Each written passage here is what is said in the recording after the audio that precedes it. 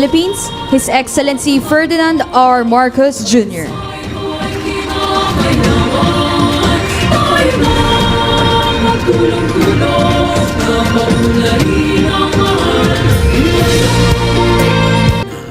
Good morning, ladies and gentlemen. We are gathered here today for the Constructing Our Future MOA signing of DepEd and provinces for a nationwide classroom building program.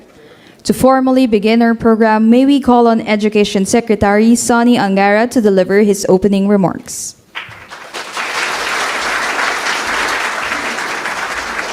Morning, Mr. President, E.S. Ralph, Senator Bam, our friends from Congress, Chair Roman, Chair Maricar, members of the Cabinet, Sec John Vic, Sec Leo, Sec Vince, Sec Rolly, and members of the DepEd Execom, to our honorable governors, our guests of special guests today. Mr. President, ito talaga yung matagal nyo ng pinaplano at sinasabi na dapat gawin natin. Being a former governor yourself, alam nyo yung kapasidad, bilib po kayo sa ating mga local chief executives. Kaya ito na po, finally, with help from Congress, na ilagay na po sa 2026 General Appropriations Act na hindi lamang DepEd, hindi lamang DPWH, kasama na po natin, kasangga na po natin ang ating mga provincial governors on this historic day. Thank you for your leadership, Mr. President. Thank you, Sen Bam, Kong Roman, Kong Maricar, for the assistance in Congress.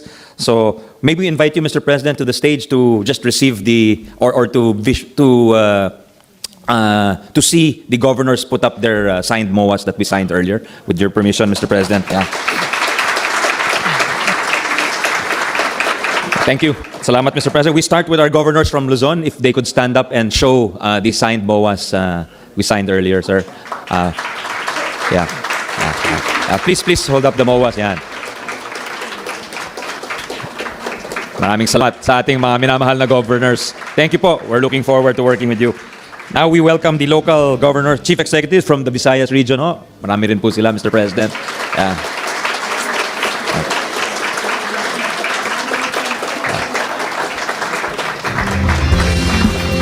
Thank you, governors from Visayas. Now we welcome our provincial leaders from Mindanao, including the BARM, Mr. President. Yeah.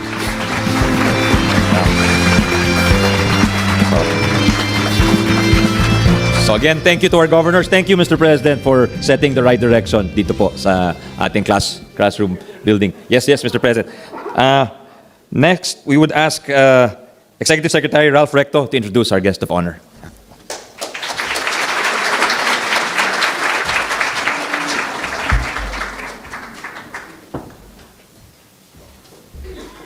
Ladies and gentlemen, the President of the Republic of the Philippines, His Excellency Ferdinand Romualdez Marcos Jr.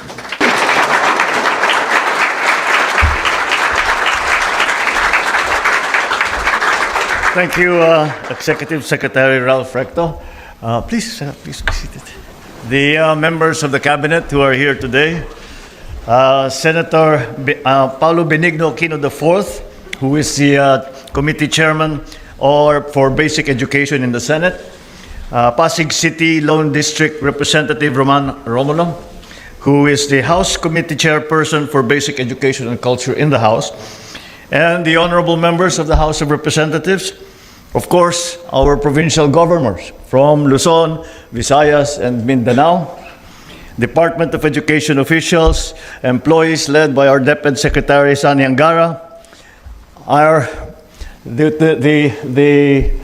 group to whom this effort is really directed to, our teachers, our parents, of course, our students, fellow workers in government, distinguished guests. Ladies and gentlemen, good morning and welcome to Malacanang. So today we formalize the partnership between the DepEd and the different provinces around the country. And it is an effort to make sure that every Filipino student has a safe and decent classroom to learn in. I have seen many of the struggles that our students, our teachers, and our parents face when having to send their children to school. They are studying and dreaming of a better future in poorly built facilities, cramped spaces, and sometimes no facilities at all.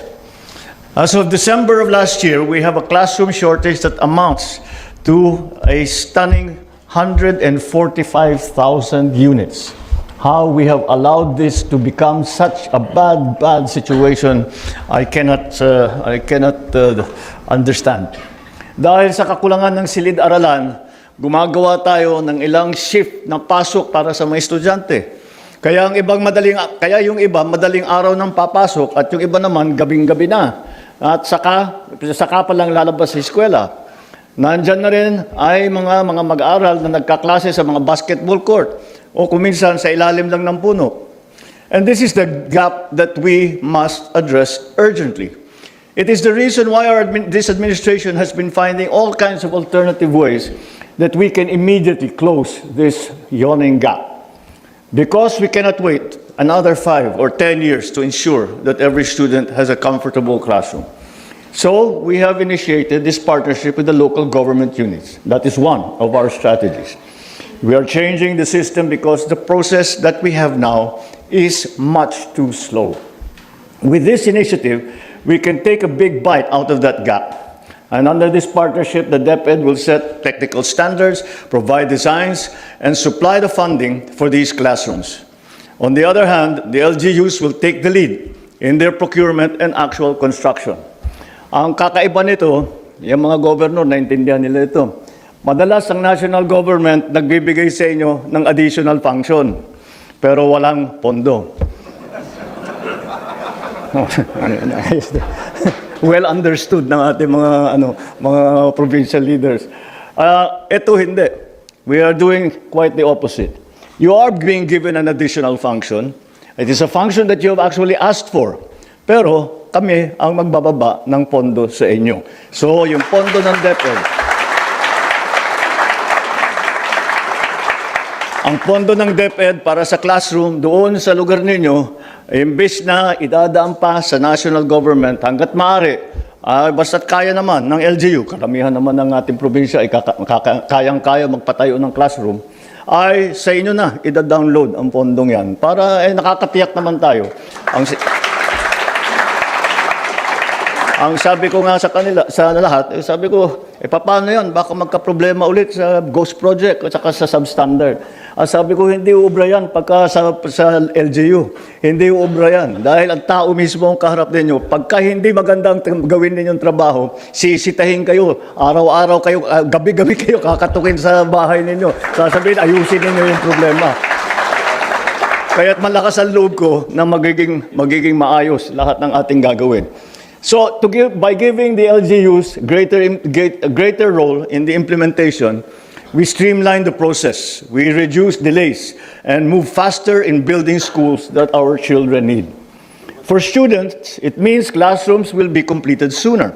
For our teachers, it translates to a safer, a more conducive environment that they can teach in.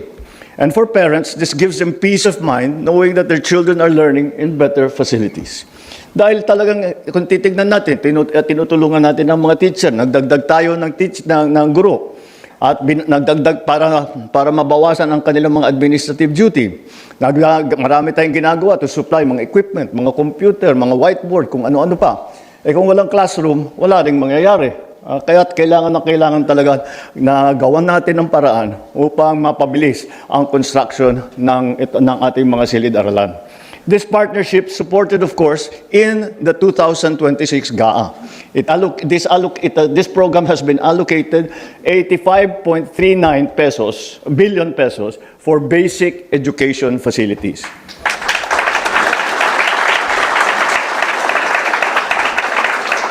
Through this MOA, we are ensuring that these funds translate into tangible results through a strict performance-based framework. More importantly, there will be no final turnover without a written validation from the DepEd to confirm that the project meets our standards. Ladies and gentlemen, we must practice full transparency in implementing this MOA, or any government project for that matter. The challenges that hound our education sector are immense.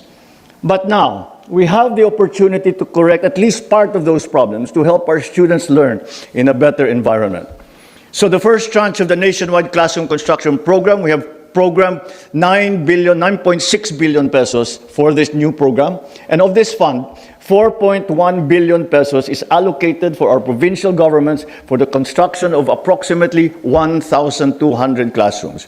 The DepEd will also procure about 2,800 prefab classrooms with an estimated value of more than 5 billion pesos.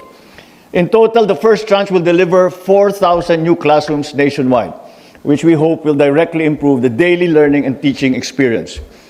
The DepEd is also working on PPP partnership schemes to help build the classrooms that we need to bring us closer to bridging this gap. Ngunit, upang maihanda ang ating mga mag-aaral sa hamon ng mundo, kailangan din natin pagtuunan ng pansin ang pagkakaroon ng sapat na koneksyon ng internet sa ating mga paaralan. Sa kasalukuyan, halos 34,000 pampublikong paaralan na may connectivity na sa internet. Ganun pa man, meron pa rin mga paaralang wala ring koneksyon at mayroong ding umaasa lamang sa mobile data. Hangad natin makonekta ang mahigit 14,000 paaralan, kabilang ang mga unserved at saka underserved schools, lalo na sa mga malalayong lugar. Kasabay ng pagbubuti ng ating mga pasilidad at koneksyon sa internet, pinapalakas din natin ang mga learning recovery program para sa ating mag-aaral. Sa ilalim ng ARAL program, nakikita na natin ang pagbuti ng kakayahan sa pagbasa at pagkatuto ng mga bata. Kaya pinapalawak pa natin ito. It's only the beginning. We will continue to provide all the support that our children need. Mga kababayan, naniniwala ako na kapag nagtutulungan ang pambansang pamahalaan at ang lokal na pamahalaan, mas malinaw, mas mabilis at mas ramdam ng mamamayan ang resulta, lalong-lalo na sa edukasyon. And that is why I have pledged that for the remainder of this administration, we will prioritize, first priority will be education.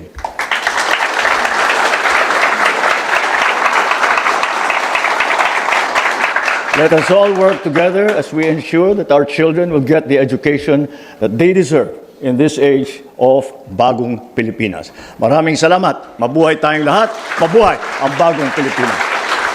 Bagong Thank- Pilipinas.